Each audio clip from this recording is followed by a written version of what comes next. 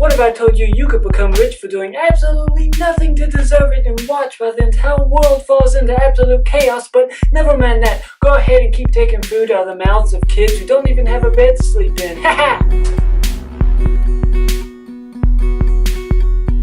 Most people get a lottery ticket, they usually get one line. Yeah, let's be realistic, most people get 5 lines. That's $5 a line. It's actually $10 a line. Now, do that for about 40 years and what does that get you? Okay, so $5 a line, it's actually 10. Do that for 40 years and then what does that add up to? But that's no concern of yours if you're a millionaire. But you're not, so... Oh, but that's no concern of yours. So that $20 you spend on a lottery ticket, or $1, it turns to $5, turns to $10, turns to $20, but in 2 weeks turns to $40, turns to $60, six turns to 8. I didn't finish high school, but it doesn't matter because I'm rich and you're not. Okay, let's do some math. I know, right? Math. Okay, $5 a line is actually. Okay, math. You got $5 a line. Most people who get a lottery ticket usually get the one. You get like 5 line. That's $5 a line. It's actually about $10 a line. Do that for about 40 years. You do the math. But alright, let's not do the math because I'm sure you already have. But that is all no concern of yours because you have a secret formula. So 40 years, 20 years, you can win the lottery whenever you want to because you have how many years? I'm sorry, that makes me laugh. I broke character for a second. I'm sorry. Oh, but that's no concern of yours because you have a secret formula, right? No. You have a secret formula that no one else has been able to crack in how many years the lottery has been around in. Oh, no. You don't have to worry about that because you've prayed to people, trillions of people all throughout the entire world. You deserve it. Nobody else does. No one else in the entire world but you, after all. So, we might as well say 1 in however many billion. You're the only one in the world that matters. Speaking of praying, who is greedy and petty and as pitiful and disgusting and slimy as someone who needs to pray for money. Oh, but maybe you've been preyed upon because the entire system targets low-income communities like crack and opium, preying on the lowest common denominator of our youth in our society. That has no... That doesn't matter to you, does it? Oh, but back to that, how much a lottery ticket costs? $20, $40, $60. That means to rich boys like me, but to people like you, that's... Oh, crap. That's an outtake. But how much a lottery ticket costs in 2 weeks, 3 weeks, 4 weeks? You got 20, 40, 60, 8. I didn't finish high school. Hundreds of dollars. That means to people like me, but to you, how much do you spend in 40 years of playing a game? In fact, that brings me to another thought that let me bring things down and get serious for a moment. One thing I don't like, I've been hearing this on the radio a lot. Here in my hometown, there's this very annoying woman. And she says, it's just a game, it's only a game. And the way she promotes it, I just want to get serious for a moment. It's annoying. The way she promotes it's just a game. But keep playing it so we can get rich. Keep playing it, but no, it's just a game. So don't expect to win, but keep trying. Anyway, back to the video. Whoa, Chase, hey. You're coming into it kind of hot. I know, I'm sorry. So how did I get rich? That was a terrible... So how did I get rich? By talking just like you. I just can't get that one out of my head. So you asked how did I get rich? By talking. So how did I get rich? By selling little scraps of paper to youth like you. By targeting the lowest common denominator. By targeting the lowest common denominator. Why'd I do that? By targeting the lowest common denominator. denominator. By targeting the lowest common denominator of people who would never get out of poverty. By targeting the lowest common denominator, the people that would never get out of poverty, by selling them hopes and false promises, the idea of grandeur, the idea of dreams, the idea, all printed on beautifully colored paper. I now realize that was an awful lot of effort for not so much result.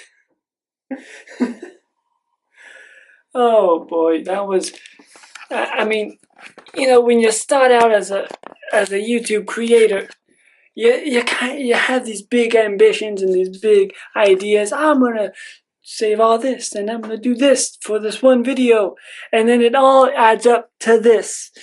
That's basically what all of this preparation has led to. Yes, one video I have been sitting on for over a year, and this is what it amounts to. Yeah, that's my channel for you. Okay. First, I also want to say, everyone who talks about winning the lottery, they always talk about it. It's easy to get struck by lightning, 1 in every billion, and those kind of things that you hear all the time. I'm not interested in like those kind of odds, because they also say it's 1 in every 25 people are sociopath or psychopath, and I'm a psychopath, so like actual mental psychopath. So or at least I have a lot of the signs of being a psychopath. So when it comes down to odds, 1 in every 25, 1 in every million, 1 in every billion, there's still one or there's still a few. So that's good enough for me. Now, potentially it's fair to say that a lottery can play on people with mental illness. I say that as someone who has mental illness. Now, I'm not saying that I'm someone that has fallen victim to this, but rather I'm someone who's been very lucky with my mental illness. And I'm going to get further into that. Like, for example, sociopathy and psychology, sociopathy or something like that, sociopathy, whatever, something like that, lack of responsibility, narcissism, you think you're the only person in the world, 1 in every 100, you immediately think you're going to be that one, stuff like that. It's fair to think that, now, I want to address, I'm not calling out any specific lottery, and I'm not calling out a business or an organization. I don't think anyone's doing this on purpose, but the idea that it might be affecting people with mental illness is definitely a potential idea that we should be looking into and possibly discussing. Because I don't think anyone's doing it on purpose, but it might be affecting people with mental illness, but it's all okay, because some of the money is going towards schools and government. But just focus on the schools. Even though tuition isn't really getting any better, and you're not going to get a job, and you're not going to be able to pay off your student loan debt or anything like that, it's mostly going to government. But don't focus on that. Don't focus on the fact that this is basically a tax on stupid people and a tax on the poor to take money that they don't have to be able to pay for the government and make sure that they have a lavish lifestyle they think they deserve. Ooh. Okay, that was an adventure of a video. Thank you guys for watching all the way to the end. Unless you didn't watch all the way to the end, then this doesn't concern those people. But for those of you who watch all the way to the end, thank you very much. If you can hit the like button and subscribe with notifications, that will help me very much. The main thing that I started thinking about, as I mentioned, I've been sitting on this idea for a few years, maybe a year, and I've been like just stewing with this idea and this concept for a long time. And what I was gonna do with it, and today I sat down and wrote this whole video out. And it feels like all the time I put into stewing about it like it was worth it. It needed that time. But the thing that started it was was one discussion, one idea that I had, and it was mostly about mental illness, and I think connecting the two, I think, was kind of the thought that I originally had. Again, I don't mean to offend anyone, and I'm not calling out any business or organization. This is simply a thought that I'm having, and I would love to start the discussion and hear what you guys think. Let me get into exactly what the thought was that originally. The idea of calling mental illness a false flag when it comes to gun violence. That makes you sound like a conspiracy theorist. And I'm just going to focus on my own experience here and my own thoughts. When I was younger, when I was in middle school and high school, I think in high school I worked my way out of it, but early on I was in special ed. I've had these mental illness issues kind of my whole life, but when I was really young I didn't understand. And I only recently started thinking about a couple things I thought when I was really young. Like, for example, I would always imagine this cartoon of a little cartoon brain inside of a cartoon brain inside my head, because that was the only way I could rationalize hearing these voices in my head. I didn't know what it was, I didn't know why. I didn't know why I was in special ed. I liked it. It certainly was easier, because it was something easier for me to get through. I didn't learn too much, but it was. But I didn't understand why. Because a lot of times I hear voices, and sometimes they tell me to hurt people. Sometimes they tell me to hurt myself, and that's not anything wrong. That's not a bad thing, because I've learned that these voices are not real and they don't matter, and I can control myself. But when I was in school, if I was presented with the opportunity to do something terrible, to go in, I probably would have, but I never did. And the reason why is because I've had people around me, and this is why I was always very lucky with my mental illness, that I've always had people around me that either understood that I had a mental illness, or at least I was never like I was pampered or like oh, we need to give him special treatment. It was just normal treatment. But because I had an understanding of mental illness, I was able to get control over myself and finally get to a point where I now understand what these things are going on in my head.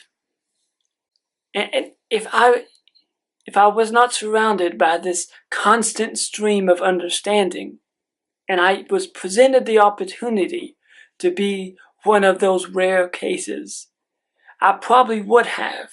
And that's one thing I'm grateful for, is that understanding that I've always had around me.